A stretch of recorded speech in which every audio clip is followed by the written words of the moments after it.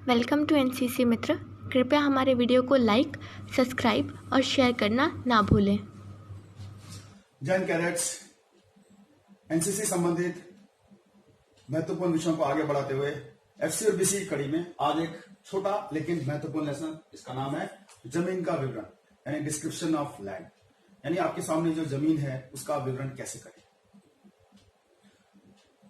आपके मन में अक्सर ये सवाल आता होगा कि जमीन तो सब लगभग एक जैसी होती है, तो जमीन का उपयोग क्या है, जमीन का विवरण करने की जरूरत क्यों है। तो इसका उत्तर मैं एक फौजी के तौर पे दूंगा। हम चाहे डिफेंस में खड़े हों या हम अटैक के लिए जा रहे हो, जमीन हमारे लिए कई मायनों में इंपॉर्टेंट है। जैसे कि नंबर 1, वो हमें कितना बचाव दे रही है या कितना छुपाव दे रही है, और वहां से आगे की विजिबिलिटी कितनी है, यानी हम कितना दूर तक देख पा रहे हैं। इसी प्रकार से दुश्मन हमें कहां तक देख पा रहा है। और आर्मी में एक तो ऑब्जर्वेशन और दूसरी फायर पावर, यानी फायर के लिए आगे आने और रास्ते में रुकावट नहीं होनी चाहिए। तो हमारे पास दो प्रकार के हथियार होते हैं, फ्लैट ट्रेजेक्ट्री वाले यानी जिनकी गोली सीधी आती है, और एक हाई ट्रेजेक्ट्री वाले यानी जिनकी गोले की उड़ान ऊंची होती है। फ्लैट ट्रेजेक्ट्री वाले एग्जांपल आप इस तरह समझ सकते हैं, जैसे हमारे पास जो अपने पर्सनल वेपन है राइफल वगैरह, उनकी गोली सीधी आती है। और हाई ट्रेजेक्ट्री वाले जैसे हमारे पास मोटर है, आटी के तोपखाने, इनके जो गोले होते हैं वो हाई ट्रेजेक्ट्री से जाते हैं। तो इन दोनों को ध्यान में रखते हुए हमें जमीन का विवरण करने की जरूरत पड़ती है। तो किस प्रकार से करते हैं इस छोटे से लेसन में जानते हैं हम। आपकी सुविधा के लिए लेसन को मैंने 3 भागों में बांटा है। पहले भाग में हम टाइप्स ऑफ ग्राउंड यानी कितने प्रकार की जमीन है उसके बारे में जानकारी हासिल करेंगे। भाग नंबर 2 में उस जमीन के विवरण की विधि क्या है इसके भी हम तरीके को जानेंगे।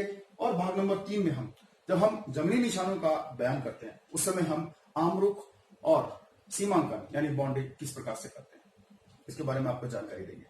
सबसे पहले लेते हैं भाग नंबर 1, टाइप्स ऑफ ग्राउंड। जमीन फौजी लिहाज से हम जमीन को 4 तरीके से बांटते हैं। नंबर 1 होती है ब्रोकन ग्राउंड यानी टूटी फूटी जमीन। नंबर 2 में फ्लैट एंड ओपन यानी सपाट जमीन। नंबर 3 में हाई ग्राउंड यानी ऊंची जमीन। और नंबर 4 में आपकी डेड ग्राउंड यानी दबी हुई जमीन। तो सबसे पहले लेते हैं ए नंबर 1, टूटी फूटी जमीन या ब्रोकन जमीन। ये इस प्रकार की जमीन है जिसमें नदी नालों ने उसको क्रिस क्रॉस किया हुआ है, वहां पर खेती बाड़ी हो रही है। इस प्रकार की जो जमीन है वो एडवांसिंग फोर्स के लिए काफी कारगर सिद्ध होती है, क्योंकि वो उसके बाद छुपकर आगे बढ़ने के काफी विकल्प मौजूद होते हैं। लेकिन जो डिफेंस में बैठी फौज है उनके लिए थोड़ी मुश्किल यह है कि उनके आगे का इलाका इतना साफ नहीं होता है, उन्हें ऑब्जर्वेशन करने में मुश्किल आती है, और इसी प्रकार से उनको फायर करने में मदद नहीं मिलती है। तो ऐसी जगह पर लेकिन एडवांसिंग फोर्स को हाई ट्रेजेक्ट्री वाले वेपन यानी मोटार और आटी के जो गोले होते हैं उससे नुकसान हो सकता है, हालांकि उन्हें फ्लैट ट्रेजेक्ट्री से इतना नुकसान होने की संभावना नहीं। दूसरी हमारे पास जो जमीन है वो फ्लैट एंड ओपन वाली है यानी सपाट किस्म की जमीन है। अगर आप अपना ध्यान पंजाब और राजस्थान की तरफ ले जाएं तो आपको तकरीबन इस प्रकार की जमीन मिलेगी जिसमें आप दूर दूर तक डिफेंस में बैठा हुआ आदमी सर्वेलेंस कर सकता है, नजर मार सकता है। इसी प्रकार से उसके फ्लैट ट्रेजेक्ट्री हथियार भी बहुत दूर तक फायर कर सकते हैं अपनी पूरी क्षमता के साथ। अब इसमें जो एडवांसिंग फौज है यानी जो अटैकिंग फौज है उसका मुश्किलात यह है कि वो हरकत करेंगे तो दिखाई देगी, खासकर दिन के समय तो बिल्कुल भी हरकत नहीं कर सकते, क्योंकि उनका कवर यानी अगर किसी प्रकार की वेजिटेशन वनस्पति है वो भी थोड़ी बहुत होगी, ज्यादा नहीं होगी उनके छुपने के लिए। तो उन्हें रात का वेट करना पड़ेगा, और रात भी ऐसी कि काली घनी रात हो, उनके पास रात के कवर का ही सहारा होगा। तो आप देख सकते हैं इस प्रकार की जमीन में जो डिफेंस में बैठा है वो एडवांटेज में है, और जो अटैक में आ रहा है या एडवांस कर रहा है उसके लिए थोड़ी मुश्किल है। तीसरी प्रकार की जमीन है हाई ग्राउंड यानी ऊंची जमीन। हर एक प्रकार की पहाड़ी इलाकों में चले जाइए तो इस प्रकार की जमीन मिलती है आपको। यह ऑब्जर्वेशन और फायर दोनों के लिहाज से अत्यंत ही महत्वपूर्ण है। किसके लिए? जो डिफेंस में बैठा उसके लिए। यहाँ पर जो डिप्लॉय है फौज वो आराम से काफी दूर तक का इलाका देख सकती है, खासकर उनके पास जब आजकल के आधुनिक देखने वाले आले हैं तो उनकी क्षमता से उनके कारण से उनकी जो क्षमता है और बढ़ जाती है। इसके अलावा उनके फ्लैट ट्रेजेक्ट्री वाले हथियार दूर तक मार कर सकते हैं। तो ऐसी जगह में भी जो डिफेंस में बैठे हैं उनको काफी एडवांटेज है, और जो आगे एडवांसिंग या अटैकिंग फौज है उन्हें काफी मुश्किलों का सामना पेश करना पड़ सकता है। इसी प्रकार से चौथे प्रकार की जमीन है डेड ग्राउंड या दबी हुई जमीन। इसमें जो फायरर है और जो टारगेट है उसके बीच में क्या होगी? दबी हुई जमीन होगी। उसका फायदा उठाकर दुश्मन आपके नजदीक से नजदीक पहुंच सकता है। तो कहना होगा कि इसमें जो डिफेंस में बैठा है, जो ऑब्जर्वेशन कर रहा है, वो थोड़ा सा नुकसान में है, लेकिन यहां पर जो डिफेंस में बैठा हुआ है वो अपने हाई ट्रेजेक्टरी वाले वेपन की मदद से नुकसान पहुंचा सकता है, जबकि उसके फ्लैट ट्रेजेक्टरी वाले हथियार यहां पर कामयाब नहीं होंगे। तो आप देख सकते हैं कि हमारे पास हमने 4 प्रकार की जमीन का हमने वर्गीकरण किया है, उसमें एक डिफेंस वाले और अटैक वाले के लिए क्या उसमें फायदा और नुकसान है, ये आप इस प्रकार से जान सकते हैं। अभी लेते हैं भाग नंबर 2। इसमें हम देखेंगे कि हम जो जमीन देखते हैं आगे उसकी विवरण की विधि किस प्रकार से। तो एक सिंपल सा तरीका है कि हमने जमीन की विवरण की विधि हमने 3 भागों में बांटी हुई है, इसमें हम जमीन के 3 हिस्से करते हैं। सबसे पहला हिस्सा होता है हमारा नजदीकी जमीन, या इसको हम नियर डिस्टेंस बोलते हैं। फिर एक होती है मध्य जमीन, जिसे हम मिडिल डिस्टेंस के नाम से जानते हैं, और एक होती है दूर की जमीन या फार डिस्टेंस। तो कैडेट्स 300 मीटर तक का इलाका हम लोग नजदीकी जमीन या नियर डिस्टेंस में मानते हैं, क्योंकि यही वो एक महत्वपूर्ण जगह है जहां पर एक सिपाही अपने पर्सनल वेपन से काफी असर डाल सकता है। आपको पता है हमारे इंसास राइफल की रेंज 400 मीटर तक है, तो 300 मीटर तक की जमीन पर वो किसी प्रकार की गतिविधि पर नजर रख सकता है और खुद भी दूर तक देख सकता है। इसी प्रकार से मध्य जमीन यानी जो मिडिल डिस्टेंस है वो हमने 300 से 500 मीटर का मान रखा है, और 500 मीटर से दूर की जमीन है वो आपकी दूर की जमीन या फार डिस्टेंस में गिनी आती है। वो हमारे कमांडर के लिहाज से काफी महत्वपूर्ण है।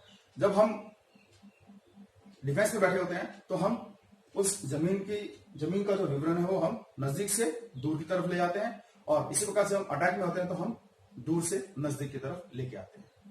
तो एक छोटी सी विधि थी जिसमें आपको बताया गया कि जमीन की विवरण की विधि किस प्रकार से है। अभी आते हैं भाग नंबर 3 पे।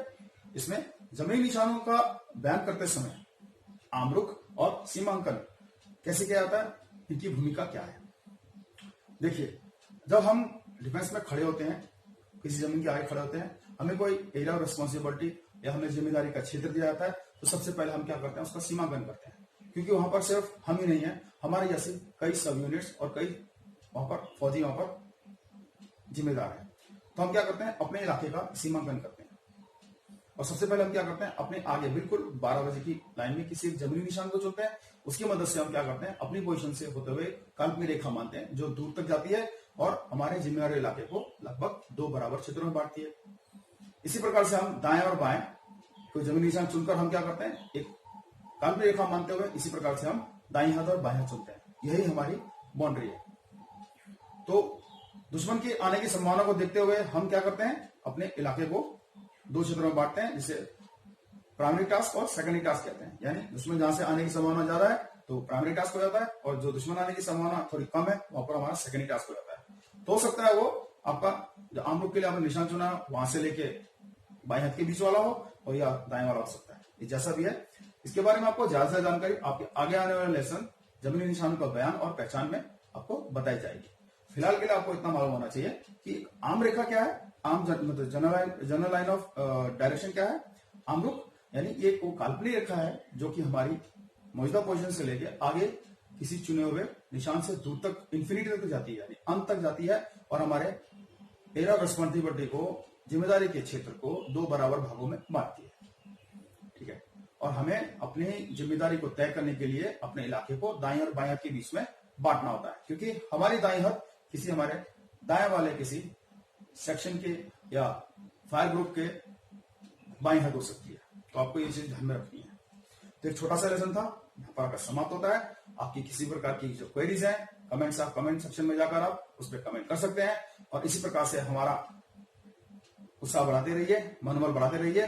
हमारे YouTube चैनल एनसीसी मित्र को लाइक, शेयर और सब्सक्राइब करते रहिए। और बहुत बहुत धन्यवाद देखने के लिए। आगे इसी प्रकार से हमारा मार्गदर्शन करते रहिए। Thank you.